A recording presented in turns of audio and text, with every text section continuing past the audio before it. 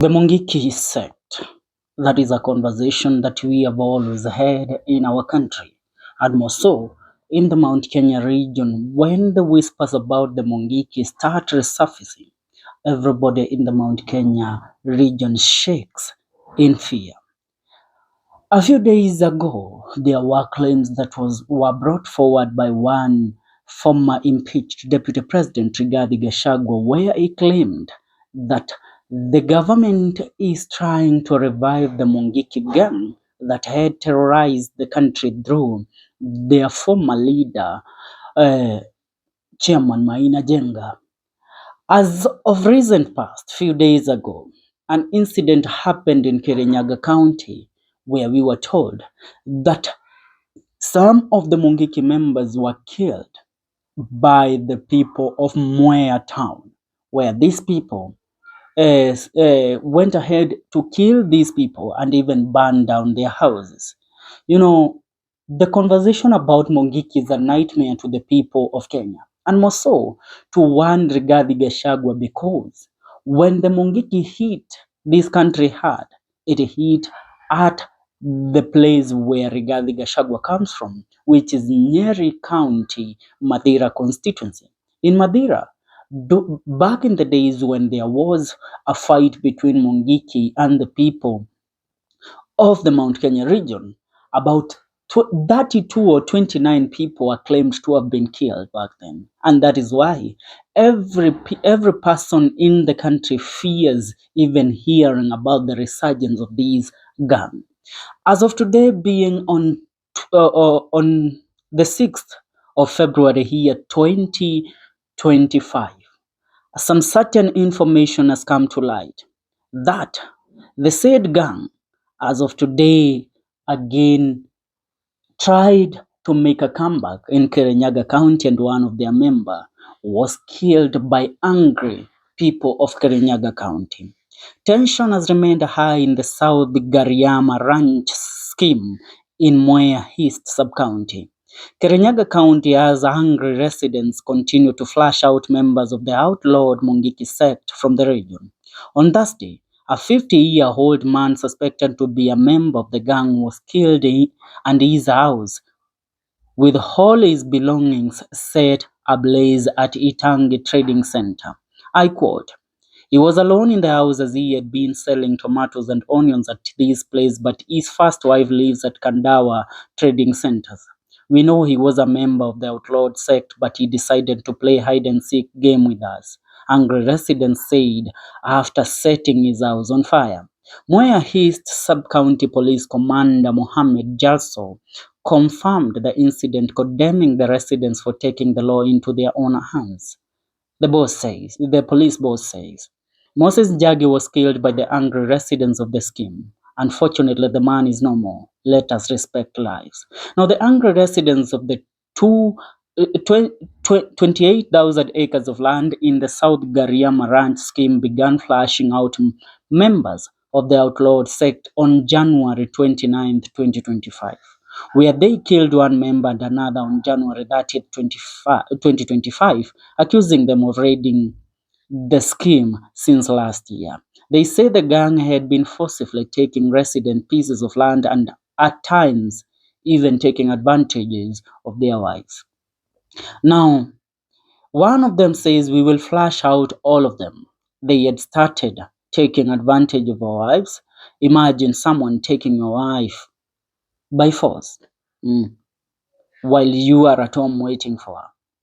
Now, over 500 residents of the scheme are spending sleepless nights looking for the sect members as old men stay home to guard women and children. Now, they say that we have information that this man was told by the security team to leave his place, but he was a little late because we were already after him. The security team in the Mwea East Sub-County, led by Deputy County Commissioner Fred Ayeko, held a security meeting at Itangi Shopping Center today evening, where he urged residents of South Gariama to respect the law and avoid taking the law into their own hands. Now, when we speak about this sect, we speak about it in a diverse manner. You know, during the time of the late uh, Dr. John Mishuki was a Minister of Interior. He took the Mungiki sect by head. He faced the bull by the horns. These people had terrorized the mountain. They were taking security money. Now, remember, as the people of this country, you pay taxes. So you expect the police are the ones that should guard you. But these people used to ask for money from people so that they can guard their homes, they can protect their businesses. You see. Now, apart from that, they terrorized also the matatu industry in the country.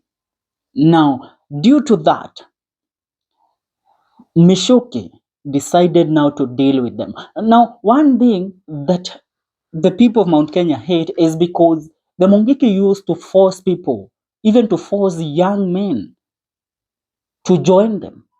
They recruited people by force. Now, imagine of a conversation where you are hearing, the Mount Kenya region is the heart of this country in terms of economy, in terms of development. Now, imagine such a region being invested with these people who are lawless, and they have been instilled with this narrative that what people have belongs to us, that these people have our money, that these people took our land. Now, that is why you hear when this conversation is brought up, a lot of people shake in fear around the mountain. Remember, their former leader who turned to a politician and now is a bishop, Maina Jenga, is a man that has distanced himself from the said sect, and he says that he now leads the people in the right direction. But one Deputy President, Rigathi Gachagua, doesn't believe that. He believes that the government, through the Deputy President of the Republic of Kenya, Professor Kithure Kindiki, who does not have the roots or does not have the support from the Mount Kenya people, is using Maina Jenga to gain popularity in the mountain. And that is one of the greatest mistakes that somebody like Professor can do. Because, he is a man that has stood by the code of conduct and the code of respecting the rule of law in this country. But when he is associated with such things, then people start talking and start doubting whether he is capable of influencing the people positively. Now, we don't stand with what is happening in Moya or what is happening in Kirinyaga. But sometimes these people feel that they have been intimidated enough. These people, the sect members, it doesn't matter how old they are. These people stick to their rules. They believe in things like circumcision of women and all that. And that is one thing that the people of the Mount Kenya region, the new generation that is there, believes they are surpassed by time. Ni mambo ambayo yamepitwa na wakati. So hawapaswi kulazimishwa kufanya mambo kama hayo. Na ukiangalia inasemekana watu hao mpaka wana take advantage ya kina mama wakitoka masokoni wakifanya hiki na kile. So raia wanaona kama tunawajua, mbona tusichukue hatua?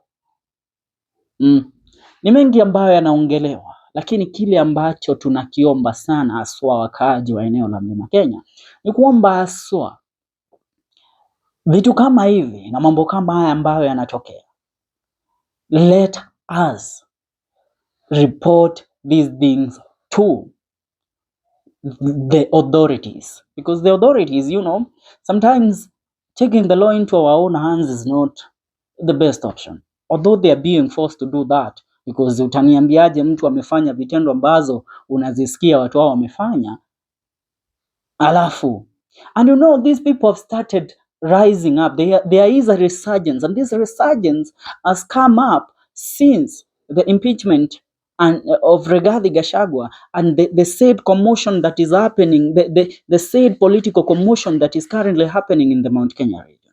I tell our leaders, once you speak about the mountain, speak about it positively. Sell the positive narrative to our people.